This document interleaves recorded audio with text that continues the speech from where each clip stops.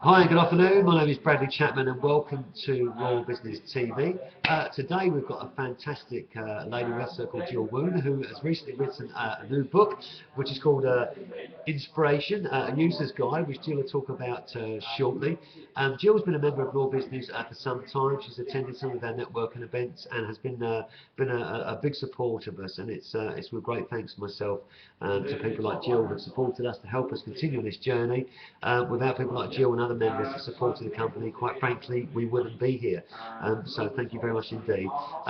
Today we're going to have quite an interesting session because Gill works with different companies to inspire and to motivate people, but also she's a specialist with dyslexia as well. And as always, I always like to open up on Raw TV with something that's had a close experience, or an experience close to my heart. Well, inspiration, as you know, I'm a very inspirational guy, but at times we can all suffer from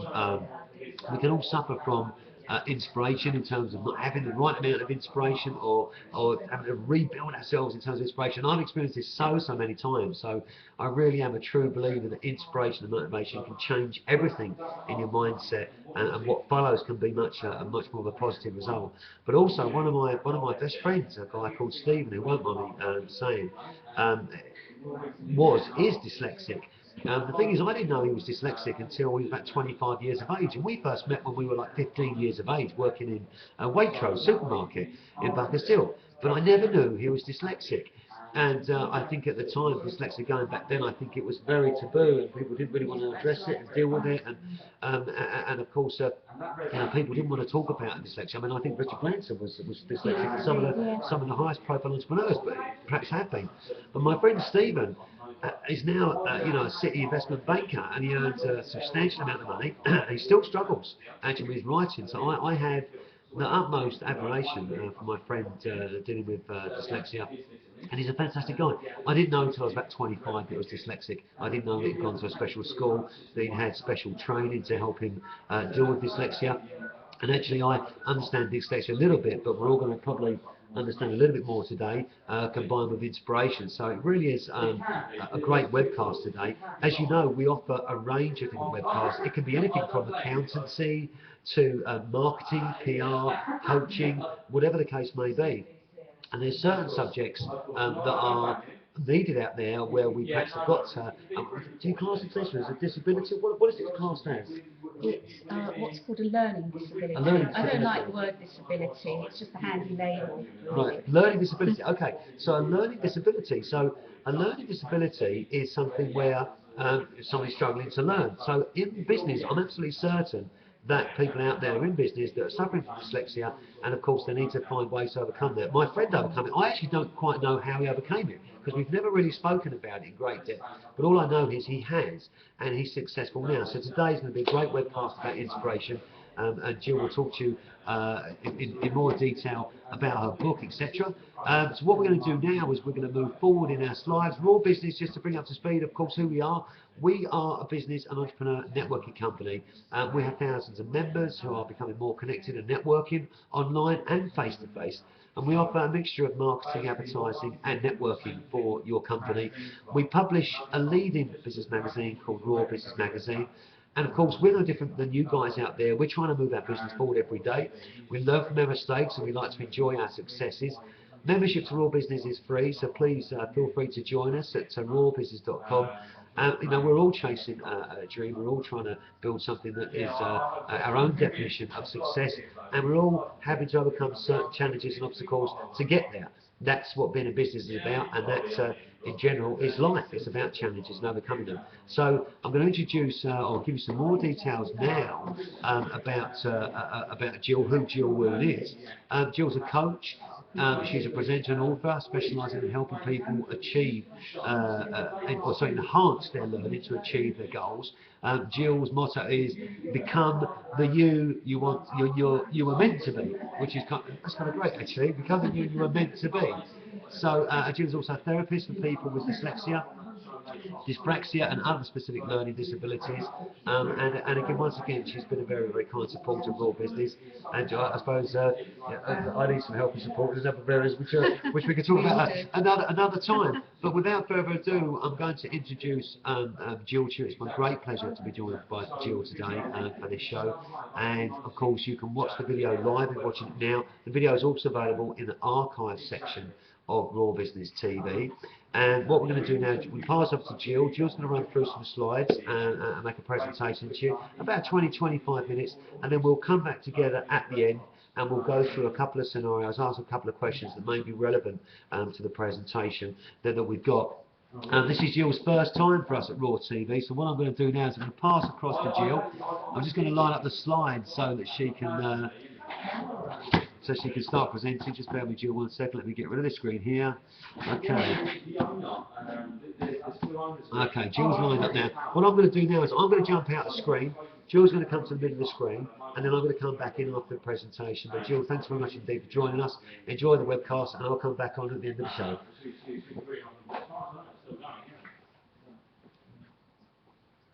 Thanks very much, Bradley, and good afternoon to everyone. It's great to have this opportunity to talk about what I do. I hope you'll find it interesting and inspiring. Okay. Very briefly, I don't want to tell you too much about me, it's all me, but you might be interested to hear a little bit about how I became inspired to write this book. Like most people who write books, I've always wanted to write a book. I've been writing since I was a young girl. Never got round to publishing anything.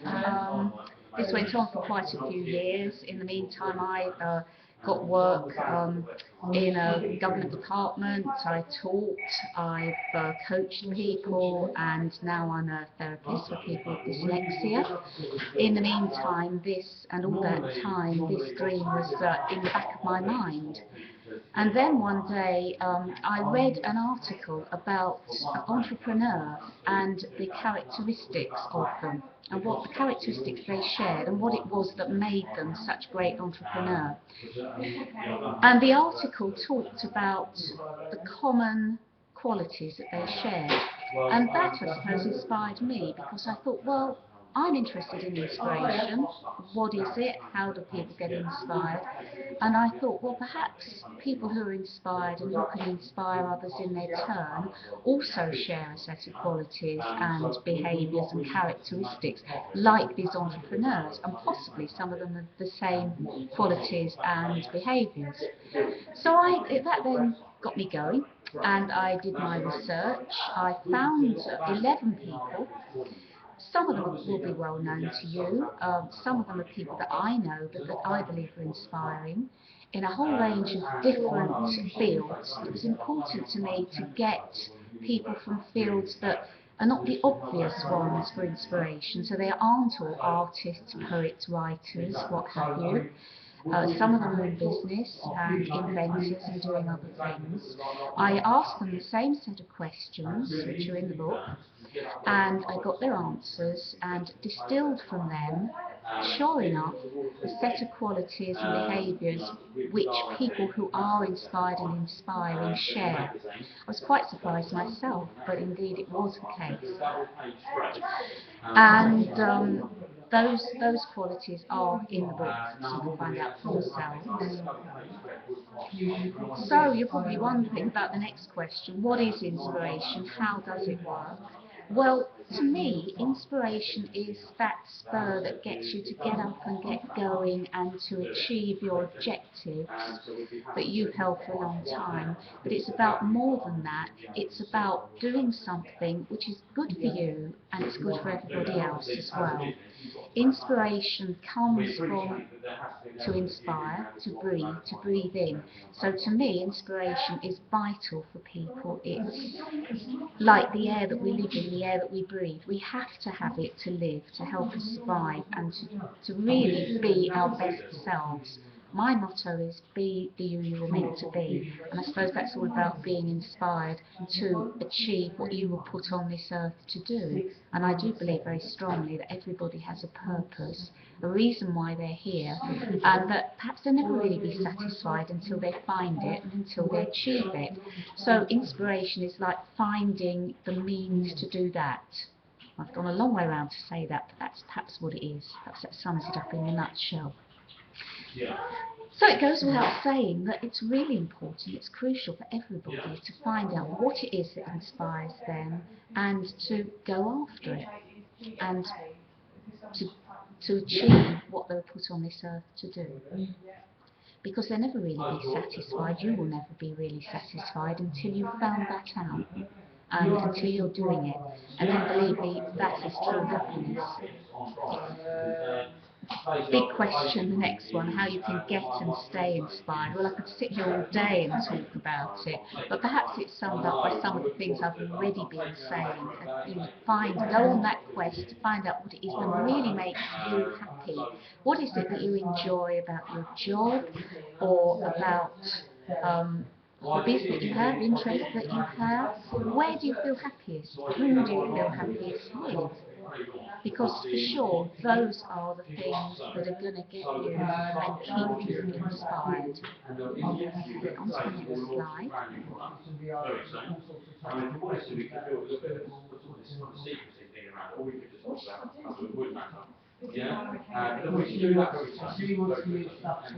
I've talked about this already, but just to briefly sum up, how did I come to be inspired myself?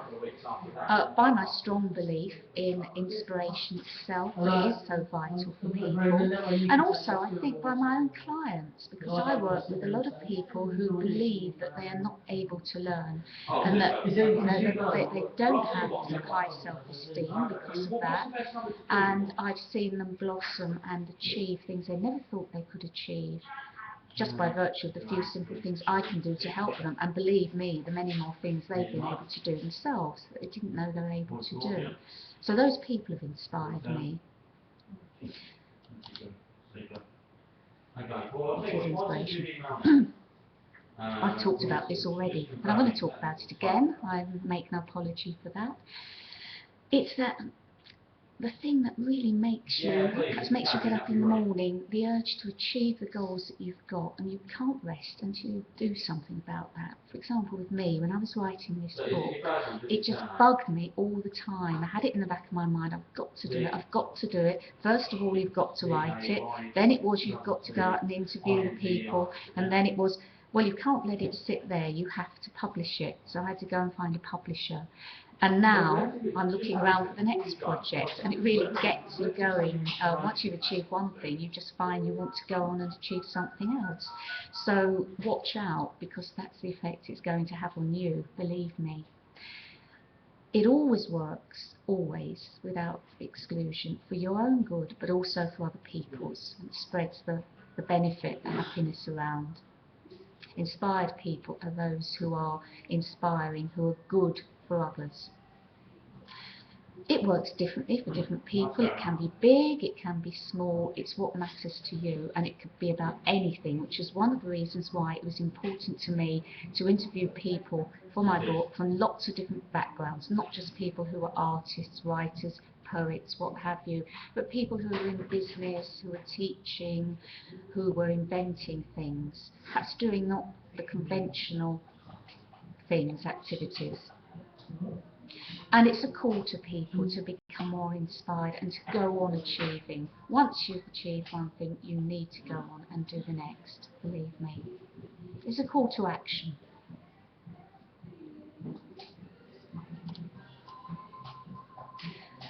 Why is it so important for everyone? Again, at the risk of repeating myself, I believe very strongly that everyone has a life purpose, something they were put on this earth to achieve. It's not always immediately apparent, and sometimes people go down the wrong road, sometimes quite a lot of wrong roads before they find it, but nevertheless they do have a life purpose, and there will always be that feeling of dissatisfaction until you've achieved what you were really put here to achieve.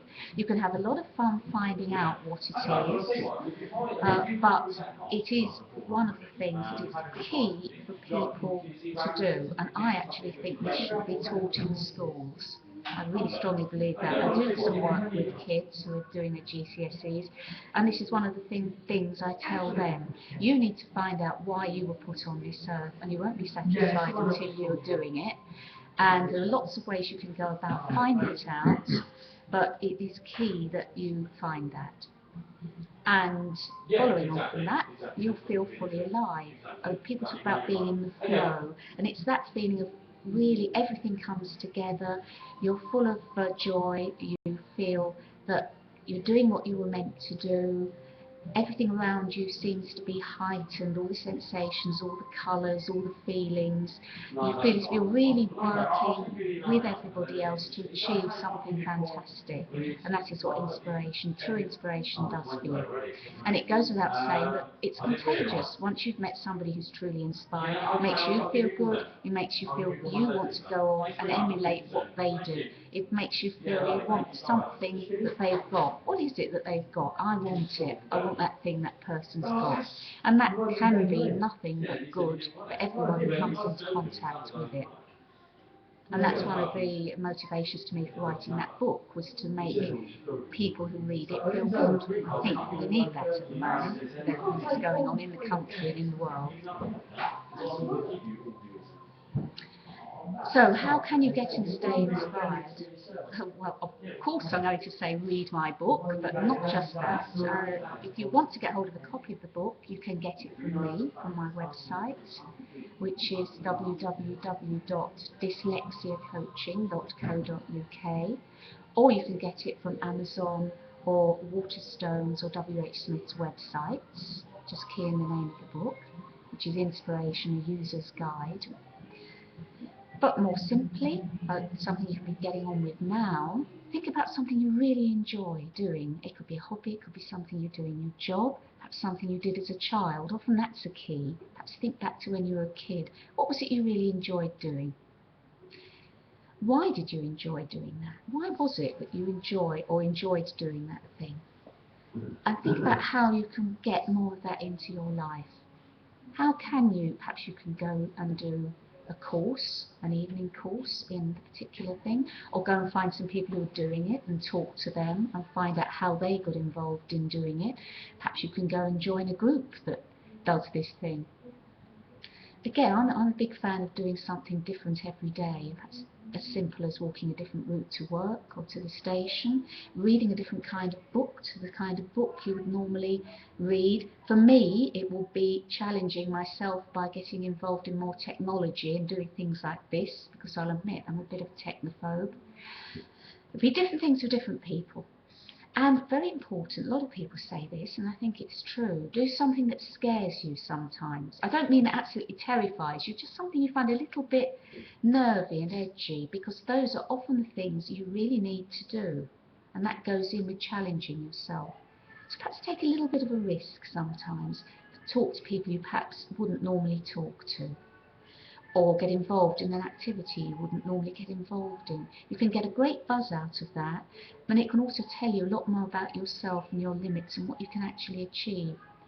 Important too, thinking about other people, do something for other people, and sometimes you can combine all these things by getting involved in a group or a community activity.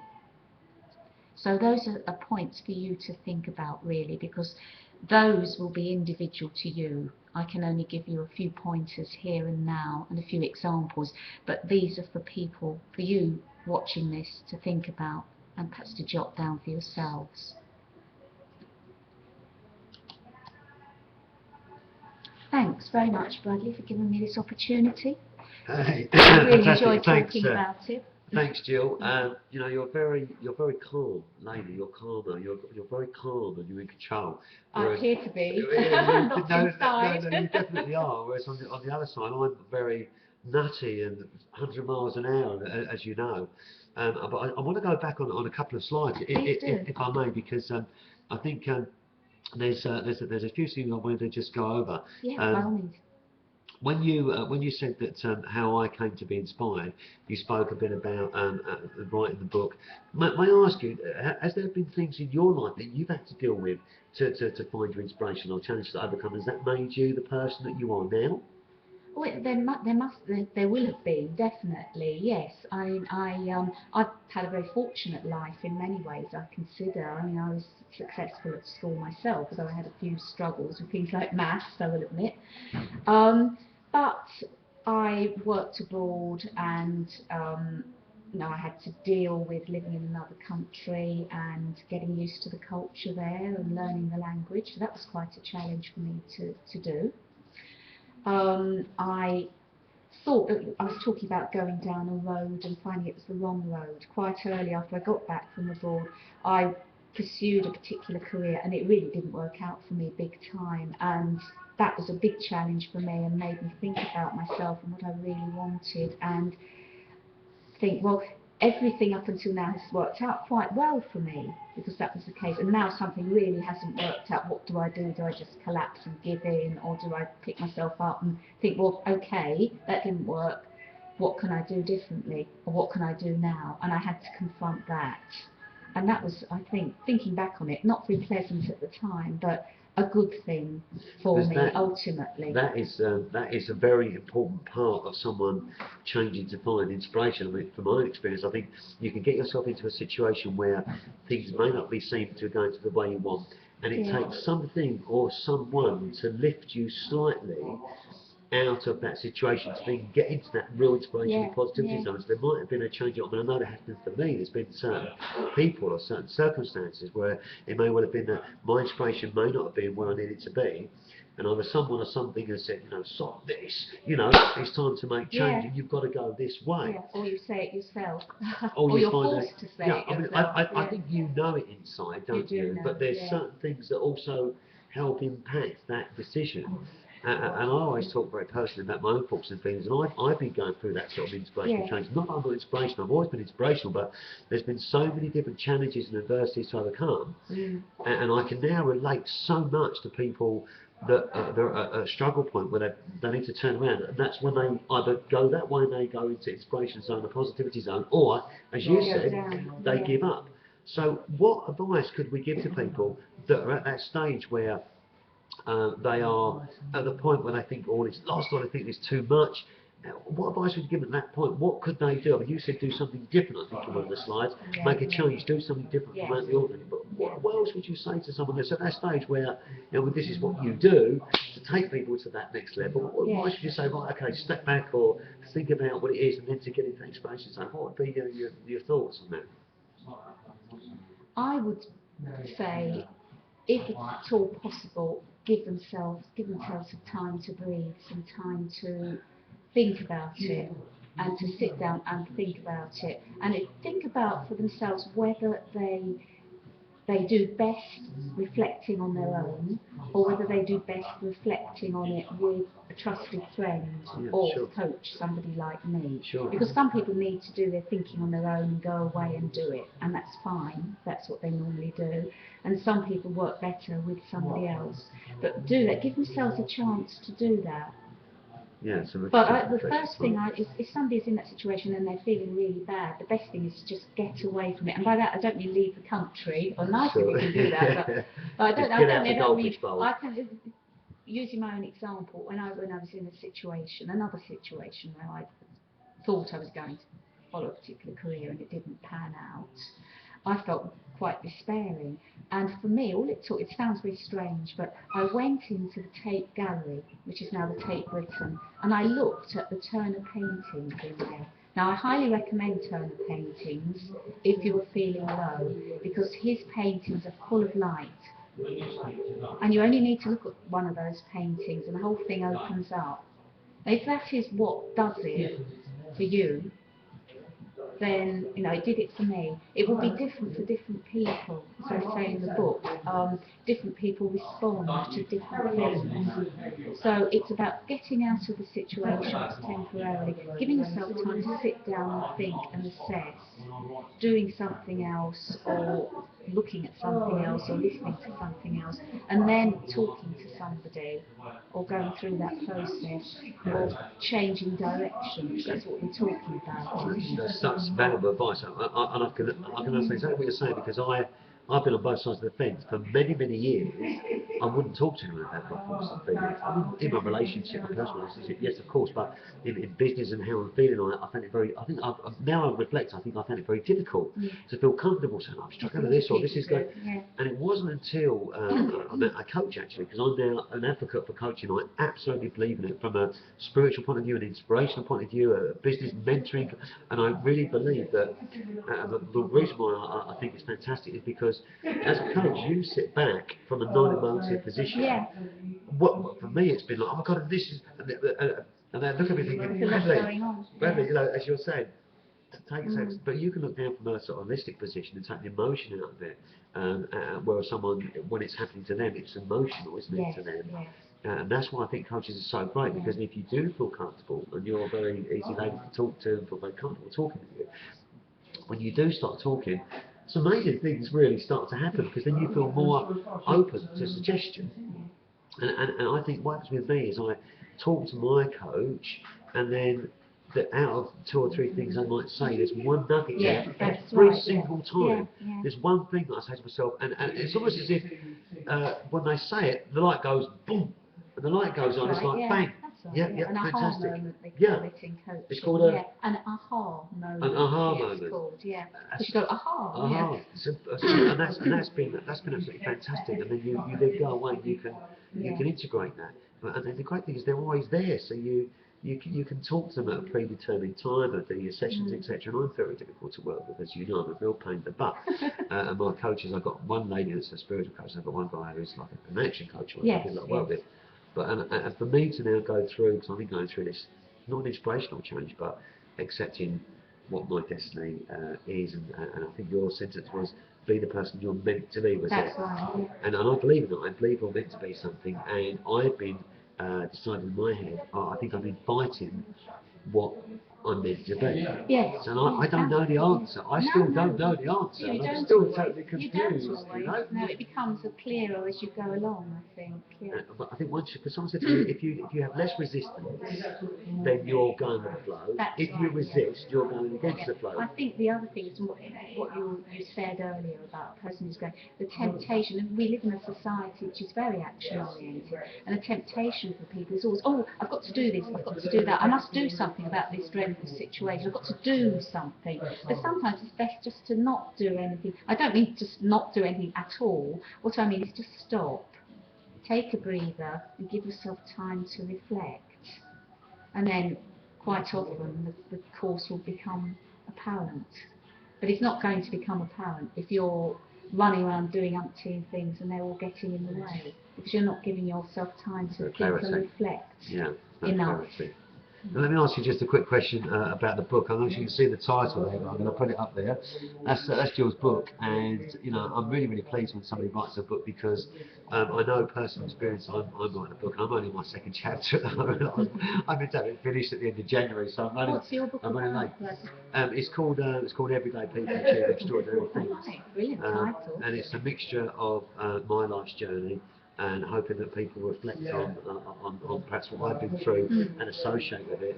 And I believe that everyday people can achieve extraordinary things, and it's how they get there.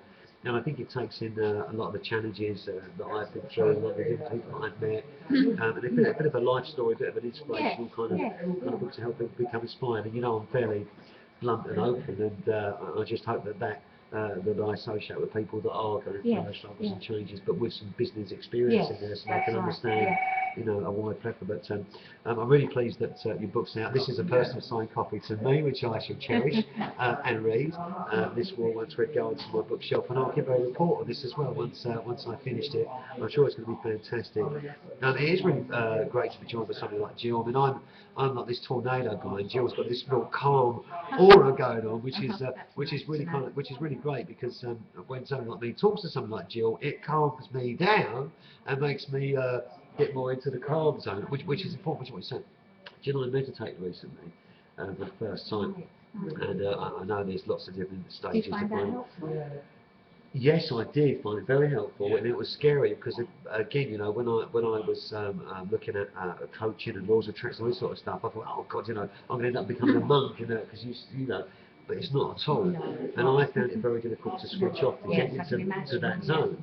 And a lady said to me, no, do this, and do that, and do this, and do that. And I can remember I put my legs down and I sat on the edge of the bed. And I turned the lights out. My missus was in bed and she was saying something to me. I said, just be quiet for a minute. I'm just going to... And I started counting backwards and I started, you know, putting images into my head, forcing images into my head. And then before I know it, I don't know how long it took, but I was calm and I was in a meditative state. And I then started seeing images come to me. Wow. And I saw myself, and I could feel myself smiling in this meditation because I saw myself and my missus running along the beach with all my children. It was like I was in Cornwall somewhere, and the sand was really white, and the sea was coming in. It was definitely the UK because it was warm, but not mid-warm.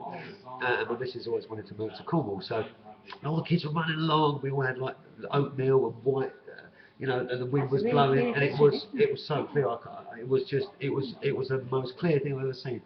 And I thought, oh my God, I'm not forcing this image into my head. It's coming, and then I saw myself on stage talking to people, and I can remember sitting there. I could feel my lips smiling. So yes, it did help, and it's been really fantastic. But I've not had the discipline yet to make regular meditation, I must admit.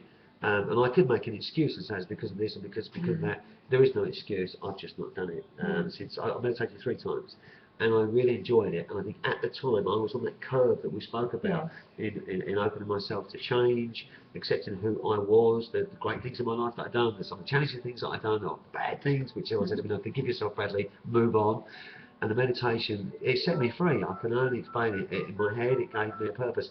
And then I came in, and the guys in the office will tell you that, you know, December we had this great month. January not so. January was very challenging for us for a number of reasons. And also, if I look back now and I say, right, why was January challenging? Well, it's because I didn't meditate. It's because I didn't focus on who I am, you know, meant to be. I resisted the rivers. I was in fight mode. All that negative stuff. Whereas in December, I meditated, I visualised, I was inspirational, I accepted all these things. I've gone through so much change, and it's almost January I've had a little dip. So my end of February now is to move myself back up. But anyhow, so from your point of view, how do my members they contact you through your website? Yes. We've got your They website can send me an details on email. here. Do you want to just read out the details for contact on there, Gill, for yourself, please? Yes, telephone number is 0207 272 9775. My email is Gill with a G at dyslexiacoaching.co.uk, and the website is www.dyslexiacoaching.co.uk. Okay, fantastic. And there's a final thought there from Oscar Wilde, actually. We are all in the gutter, but some of us are looking at the stars, which is quite fantastic, actually. Inspiration is everything. You must have inspiration in order to succeed in life and in your business. And I think where Gill is probably quite good is I'm sure that Gill borders between business and personal. Yeah. And I'm sure you'll agree that if your business life is great, your personal life could be great, and if your personal life's great, your business life could be great. Contrary to that, if either one of those things are out, both can really suffer, can't yes, they? that's right. And that's what I've been going through as well, which we're trying to change. And actually, last night I had dinner with my missus. We've not been getting on. Some amazing decisions need to be made, and it's quite an emotional day today for me. But in any case, I'm really pleased to be joined by Gill. We hope that you've enjoyed watching us today. Let me just see if we've got a next line up here. Next time on Raw TV, we've got Dave Barlow. That's on Thursday, the 17th of February at 4:30 GMT. From me, thank you very much indeed for coming online and listening to the webcast today. Of course, you may be looking at this as a pre-recorded archive later on. Please feel free to contact Gill and look at her website, look at the services that she's offered. Great lady, fantastic services, great karma, and it'll be my great recommendation for you to consider using her for your business. A call costs nothing, reaching out costs nothing, and I've been through it. I've gone through this acceptance and looked at some of the things that have been changing in my life, and I feel refreshed. Even though I'm sort of like a wobbly snake at the moment, I know where I want to go. I've got the acceptance, and inspiration playing such a major part. and his books like Inspiration, a user's guide that can help you get there. So thanks so much indeed. Thank you, From Roger. me, Thanks for and giving me this it's goodbye for opportunity. Gill. Been nice of me. Thanks very much indeed for listening. We'll catch you next time with more TV. Thank you.